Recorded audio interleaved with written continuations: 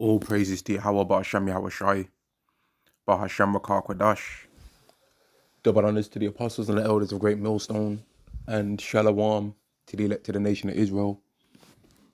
And this is going to be a lesson on how Esau is trying to follow the method that Joseph gave unto Pharaoh to escape the famine, except Esau is trying to make his own famine, all right? In times past, Yahweh ultimately created the famine that Pharaoh was able to escape through the advice of Joseph, our forefather Joseph, right? But now Esau has tried to create his own famine, right? By destroying the world, destroying crops, making his own fake foods and all these things, and then destroying the financial system, because he's trying to follow the Joseph kind of blueprint, man, in order to be able to extract more wealth. This is Genesis chapter 41 and verse 34. Let Pharaoh do this, and let him appoint officers over the land, and take up the fifth part of the land of Egypt in the 7 plenteous years, and let them gather all the food of those good years that come, and lay up corn under the hand of Pharaoh, and let them keep food in the cities. And that's what these Edomites, when you look back now and you consider that's the kind of thing that they would have been doing when there was a time where in the stock market and all of these things, the stock was going up crazy amounts, man, right? Like the stock market thing was going up. If you would have known, if you was to look back on what actually happened now and to have known what happened and be able to go back into that time, a person would have been able to become damn near like a millionaire off of £100 if they was been able to put their enough money in the right things at the right time. They would have been able to become a millionaire at the end of all that time frame from back, like just before the lockdown took place to now. They would have been able to, right? If they would have known what was taking place. And when you consider that there's things like insider trading, which is considered illegal, but it's actually you'd know that still happens in this world, right? A lot of people, a lot of these Edomites that are billionaires, they was able to make a hell of a lot of money. A lot of people that were millionaires, they would have been able to make a lot of money during that time, man. Whereas now, you're seeing that the wealth of those things has been greatly decreased, man. A lot of those things have greatly dropped, right? And that's not to say that there's not no brothers that might have tried to do anything with money and all that, but really, we understand the Bible principle anyway in regard to all of these things that the Lord giveth and the Lord taketh away ultimately, right? And that, in fact, let me get this scripture. We understand the Bible principles, man, right? That really anything that we have or don't have is for now, for a short term, but then in the time to come, we're going to get great abundance of wealth anyway, man, right?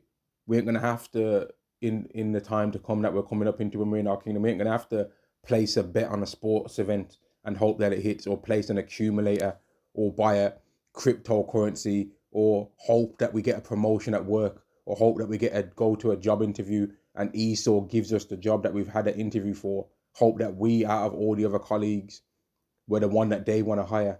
You know what I mean? Hope that we ain't the first one that Esau fires if we do work in a certain place. Hoping that the company that you work for don't go under.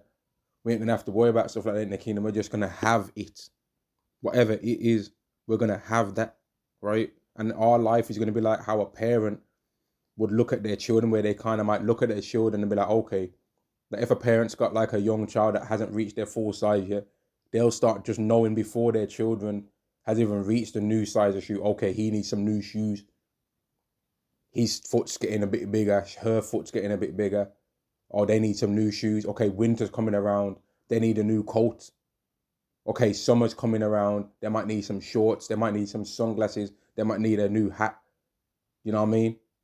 That's the way our parent looks over their children, and that's the way our Yahweh is going to look over us in the kingdom. He's going to just know what we want before we even ask for it, man.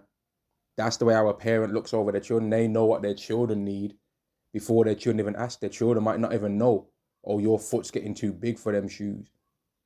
I'm going to get you some new ones. The children don't necessarily even know, and that's how Yahweh's going to deal with us, man.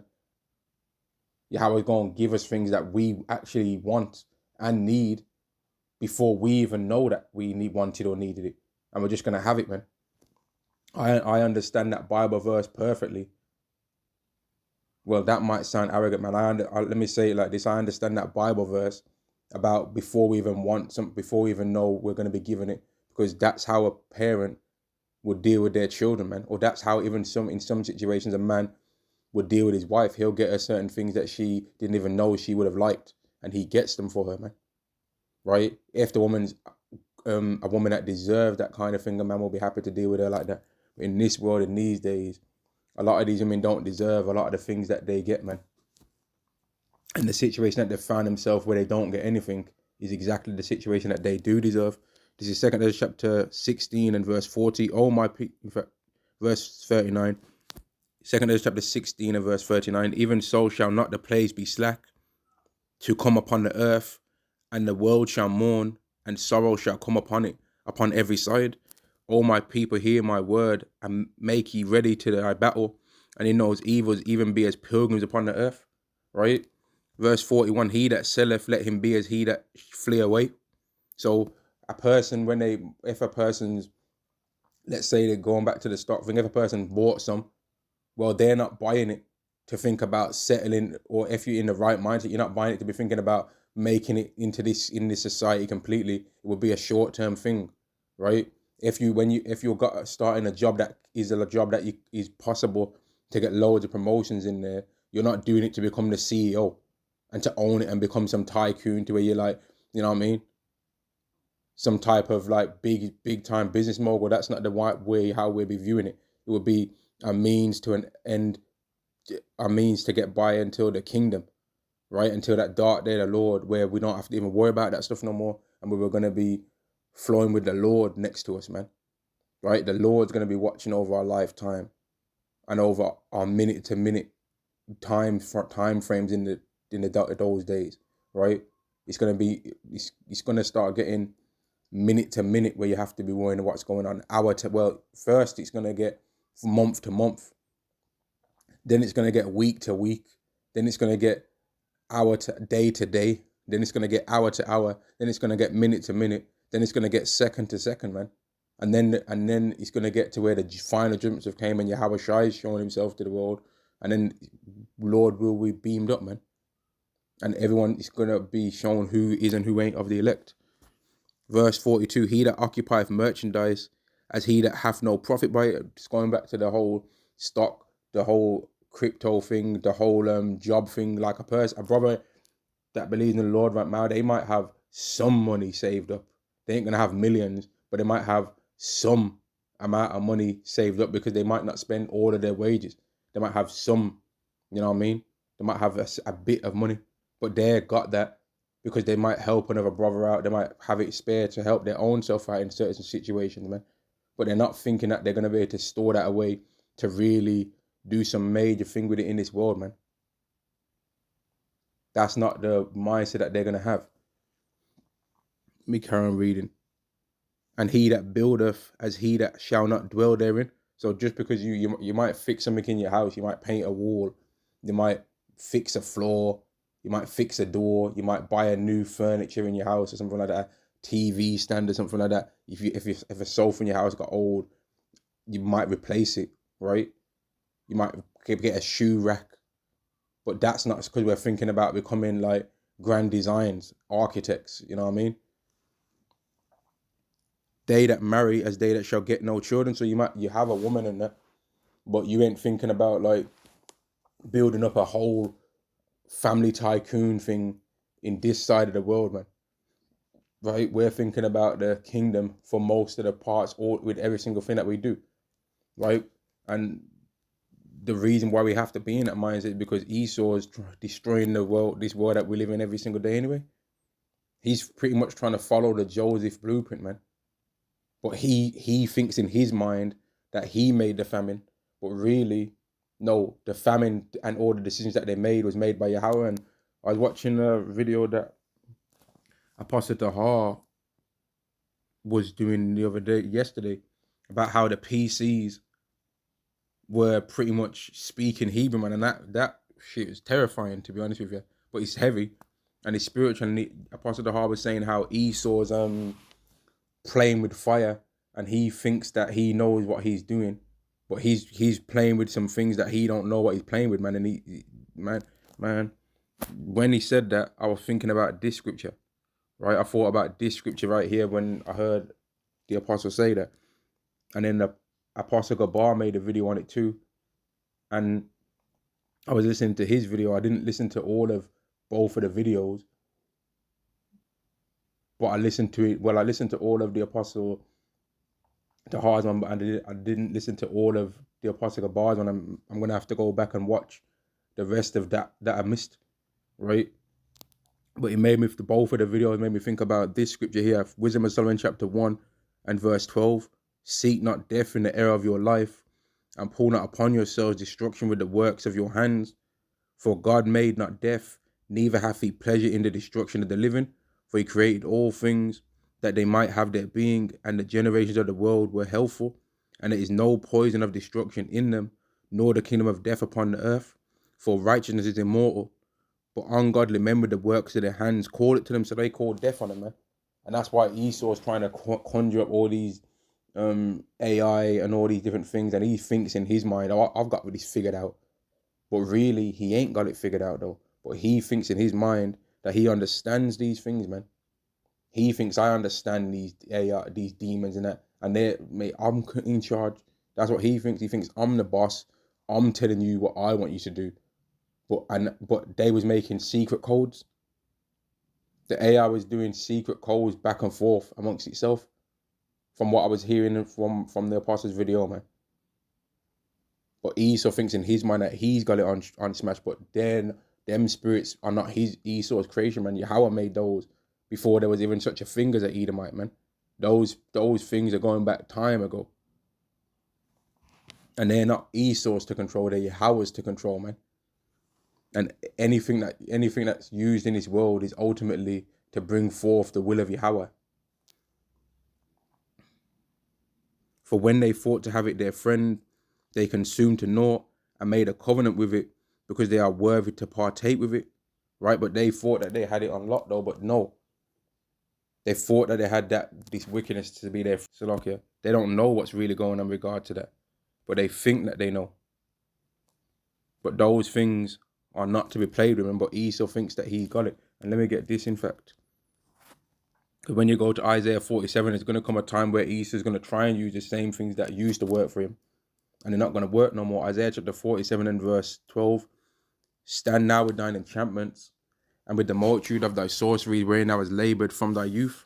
If so be thou shalt be able to profit, if so be thou mayest prevail. So if you really have got death as your friend, and you understand all these things, and you understand unrighteousness and ungodliness, and you understand the left-hand side, well, you'll be able to use it then to conquer the right-hand side, right? But there's going to come a time where it just don't work. Right, there's going to come a time where they think that they're going to try something, and Yahweh's just going to be like, you know what? I'm sealing up the left hand now, because it's really my left hand anyway. That's what Yahweh's going to be. How Yahweh's going to deal with these Edomites. Thou art weird in the multitude of thy counsels. Let now the astrologers, the stargazers, the monthly prognosticators stand up and save thee from these things that shall come upon thee. And Esau, the more he starts to get bold and be like, I'm just gonna do what I want to do. I'm an American. I'm a this. I'm a that. I don't care. I don't care. I'm not embarrassed of our captivity that we put you people through no more. In fact, I love America's history because of the captivity. The more he starts talking like that, the more everyone's gonna be like, yeah, this man is the Edomite. There's gonna start coming times where people that don't even believe the Hebrew Israelite doctrine are gonna start calling Esau the Edomites, man. Watch. I think that there's going to come a day where one of these next countries or whatever start baiting out these small hats and saying, y'all ain't even the real children of Israel. And they start calling them, you're trying to call us Amalek. They might start saying, you're trying to call us Amalek. No, you are. You're trying to talk about how we're Amalek or Ishmaelite. No, you're Amalek. And they might start pulling out things as physical, worldly evidence, man. They might start pulling out research and be like, no, listen, man. Going back this and that time, y'all are this. Don't start coming and telling us that we're Amalek. No, you are. And that that kind of thing would make the small hats be like, you know what? Nah. Y'all can't bait at that kind of information. It's time to get it popping. And it could be a thing like that that causes for the least of among the flock to draw them out. But whatever it's going to be that draws them out anyway, they're going to get drawn out. Me saying that don't mean that that's going to happen, but we know this. They're going to get drawn out. But I personally think that there's going to come days where people that are of other nations start bunning out these Edomites and calling them Edomites, man, and start saying, no, you're Amalek.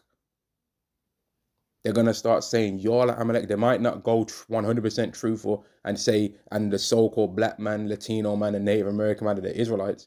But I think they might start calling Esau Amalek, man. You might start seeing some of these mans on podcasts when they start saying that Esau is not the if they say Esau, them Smallhites are not the real Israelites and that they're not real, they might start saying, yeah, they're Edomites, they're Amalek. That might start happening, man. Don't be shocked. Revelation chapter 12 and verse 12. Therefore rejoice, ye heavens, and ye that dwell in them. Woe to the inhabitants of the earth and of the sea, for the devil is come down unto you having great wrath, because he knoweth that he have but a short time.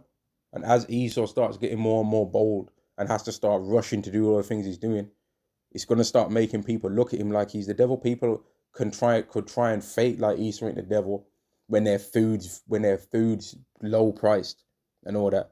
But from 2005, 2020 to now, the food has literally almost, if not exactly, doubled. The food has damn near doubled in price, man. The price of a lot of things have damn near doubled, man. Right?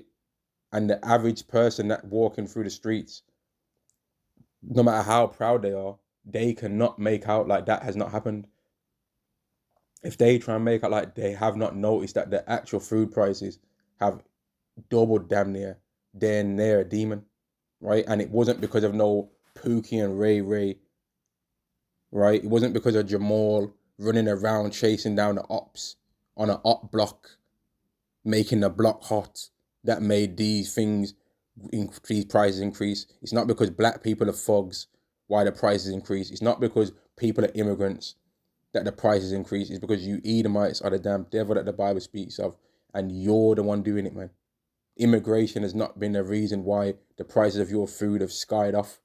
That's got nothing to do with it, right? That is not the reason why y'all prices have increased, man. It's because the financial system's destroyed, and y'all are raising up the prices, destroying even your own people, man.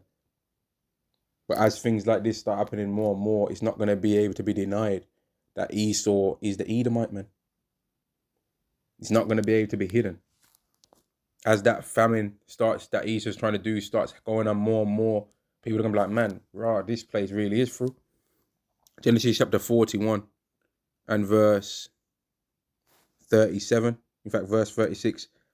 And that food shall be for store in the land against the 7 years of famine, which shall be in the land of Egypt, that the land perish not through the famine. And that Esau would take this same principle, right? But they wouldn't apply it to all of the Egyptians in general. They'd be like, okay, we're going to apply this rule to ourselves. So in the first go round of when we have Mr. DJT as president, all things are going to flow in the financial thing, in the financial sector for us. You know what I mean? The stock market is going to go up good and go up nice for us. And even during the lockdowns, it still was going up nice for them. You understand? And they was able to get a hell of a lot of wealth from that. So then when you go to the then when it became Biden was the president, things wasn't really going as good as that then. It was going better than it's going at the beginning of Trump becoming president for the second time now. But they used the Biden one and compared it to when Trump was the first time. It was like, see, this guy's a blithering buffoon, blah, blah, blah, blah, blah. Right? But then when it comes to Trump being it the second time round, look at how much wealth decrease people have gone through, man. The prices of most of those things in regards to that, and regards to the prices in regards to everything would have been cheaper than when Biden was the president, right? So now that we're seeing the second go round of Trump being president, people are starting to realize, man, people are through. But the plan was not for them to be through, though. That's what people were voting for. Anyway, they were saying, Harris is going to really jack things. That, like, basically what Trump's doing right now is what people were saying that Harris was going to do. And America's trying to talk about, They're trying to talk about like, you can't give me 1 second, man, Salakia. They're trying to talk about how, America, we need to start our thing off right, and we need to get more work in our own country, mate. America didn't get built off of their own American Edomite hard work. It got built off slave labor. That's what built that country: slave labor and war. So its foundation was not even what they're saying they need to do to rebuild that place. What are you talking about, man? If there's a land that grows grapes, right, and the people became rich off that land from grapes and anything based around making grapes, and the land can only grow grapes, right?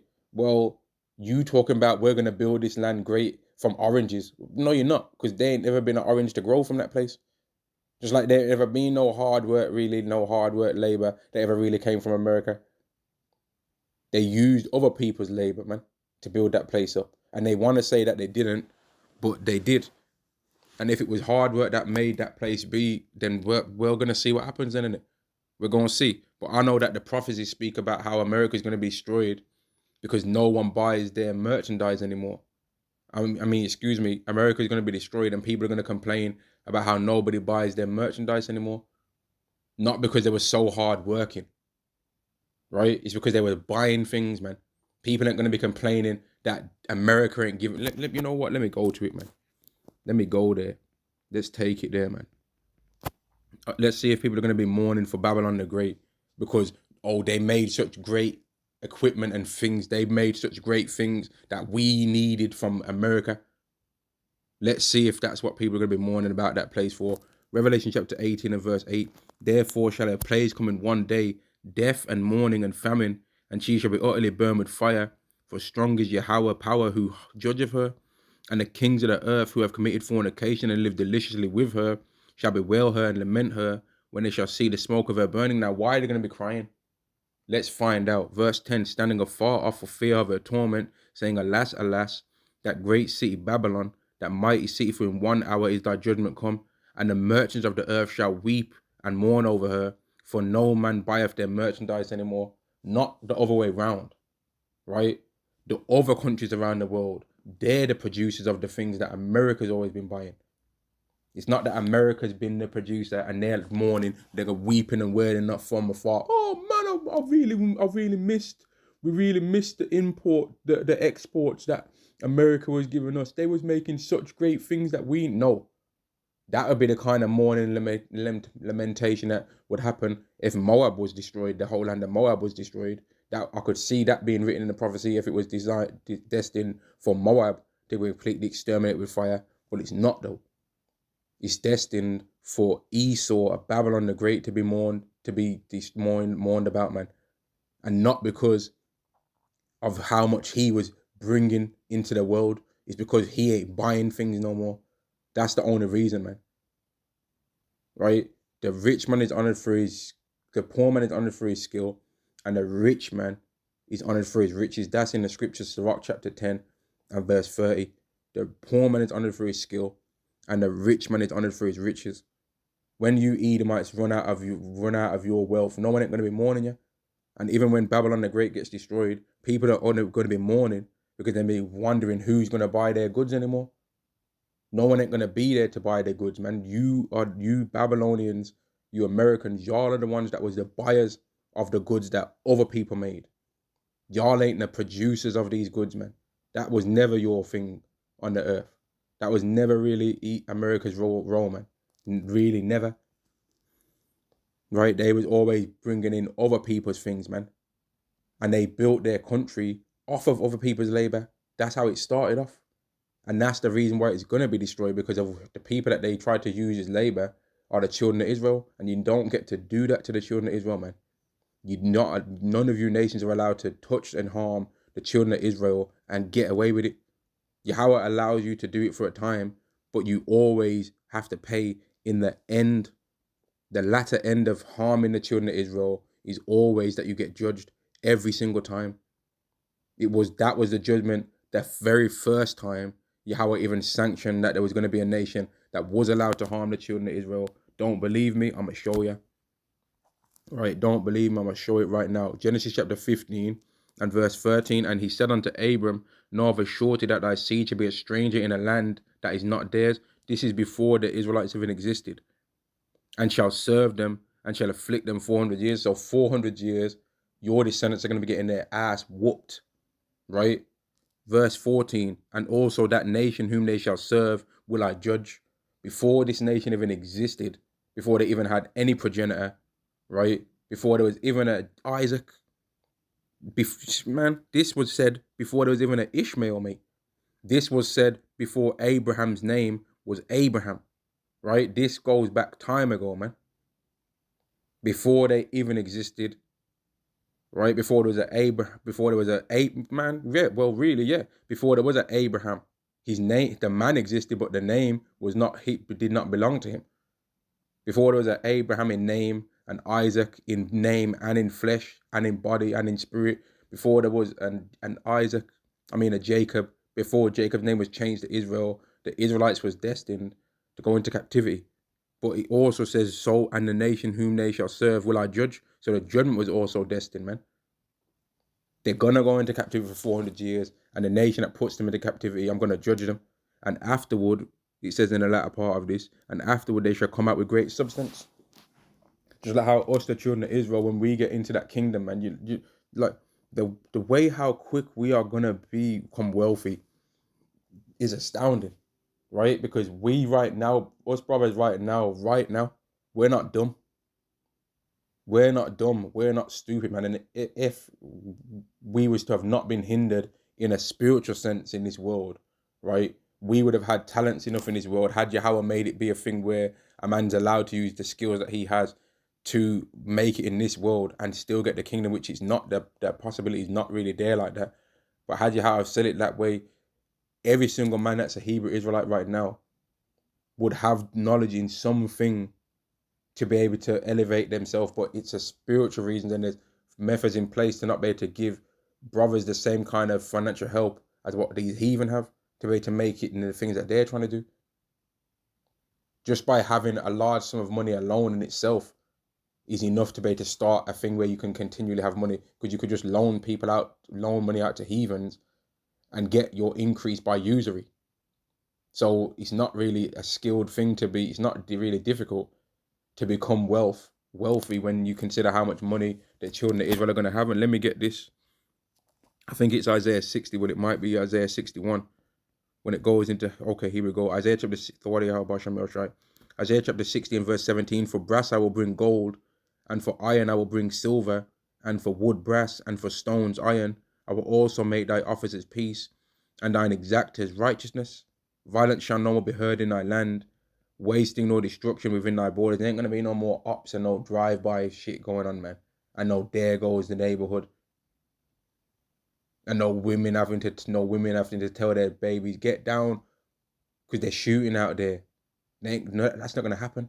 There ain't gonna be no, the so-called black women's going off. There ain't gonna be no that. It's just gonna be righteousness always, man. What's that meme thing? I don't want peace. I want problems always. Well, in the kingdom, it's gonna be there's only peace, and there's never any problems anyway, man. And thy gate I will call thy, but thou shalt call thy walls salvation, and thy gates praise. Let me jump down to verse 21. Thy people shall all be, thy people also shall be all righteous. They shall inherit the land forever, the branch of my planting, the work of my hands, that I may be glorified. A little one shall become 1,000, and a small one a strong nation. And here's the bit where people lose their mind, man. Men are going to have multiple wives in the kingdom. They're going to. And if you've got such a grievance with men having multiple wives in the kingdom, and you're a man saying this, right? Well, guess what?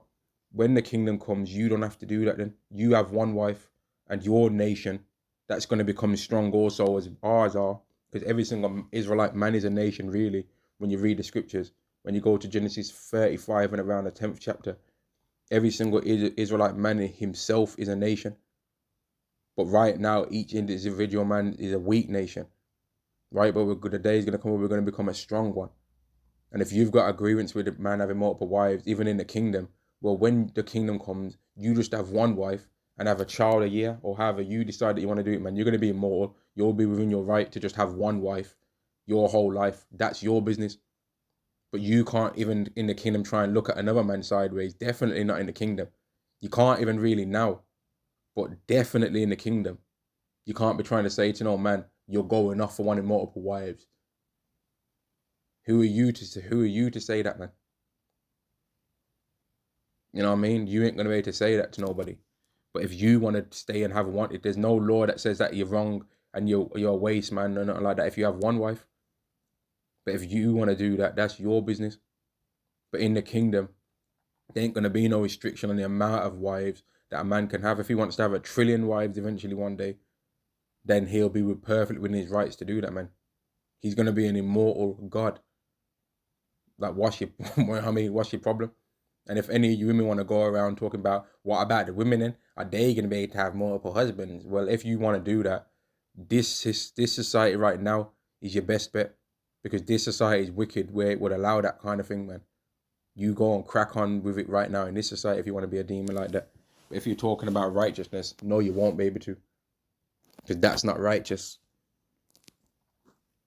And maybe you don't deserve to have an honorable position in the kingdom of heaven if you think that it's okay for women to have multiple wives, but never have to do the same thing financially as what a man's expected to do when he has even one woman, never mind multitude. Let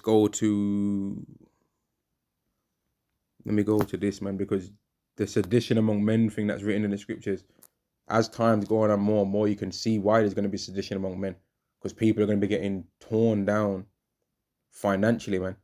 Esau's not playing with how he's dragging people down and hitting their pockets. He ain't playing around.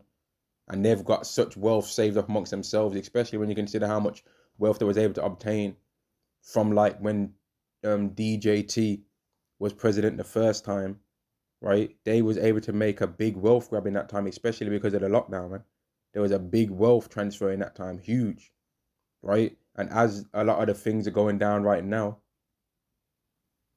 and how people, the prices of these are not like when so lucky, man, I'm saying a lot of things, but when the first lockdown happened, right, the prices were those prices, right? But now, as the events are going on more and more, well, now it's whole new prices, and people's finances are not more greatly increased the way they can handle that.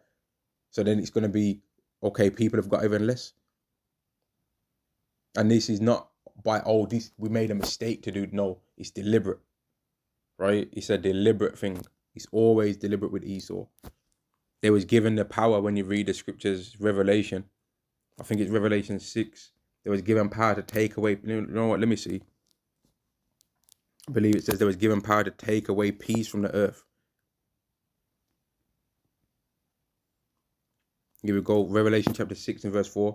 And there went out another horse that was red, and power was given to him that sat thereon to take peace from the earth, and that they should kill one another.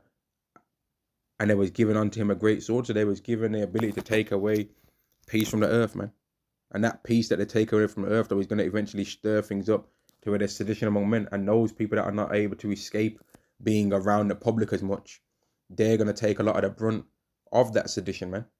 Because they're not going to, these everyday Edomites, these everyday Israelites and all that, these everyday people in general, they don't know how to find none of the people that are really the ones that are causing all of these things. They wouldn't know where to begin, right? But they're going to begin where they do know where some of these people are, man. Second Ezra chapter 15 and verse 14, woe to the world and them that dwell therein, for the sword and their destruction draweth nigh, and one people to stand at the fragments. So now let me go back up a bit, in fact, right? Because I want to go into the reason as to why these woes even happened in the first place. Second Ezra chapter 15 and verse 8, I will hold my tongue no more as touching their wickedness, which they profanely commit. Neither will I suffer them in those things in which they wickedly exercise themselves. So it's because of you people's actions in the world, man. Behold, the innocent and righteous blood crieth unto me, and the souls of the just complain continually. And who are the just? They're the Israelites, man.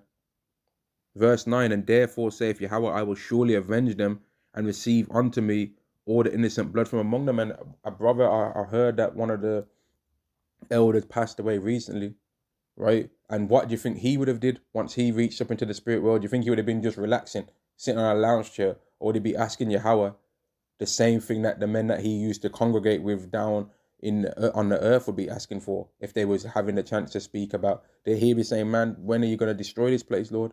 That would have been one of the first things, if in my opinion, that would have came out of that man's mouth. He would have been hoping that Yahweh starts burning this place down, man. And that would be the way I would go with anyone else was to pass. That death, one of the first things that they're going to want to know is, when are you going to start jacking this place up? Behold, my people is as a flock to the slaughter.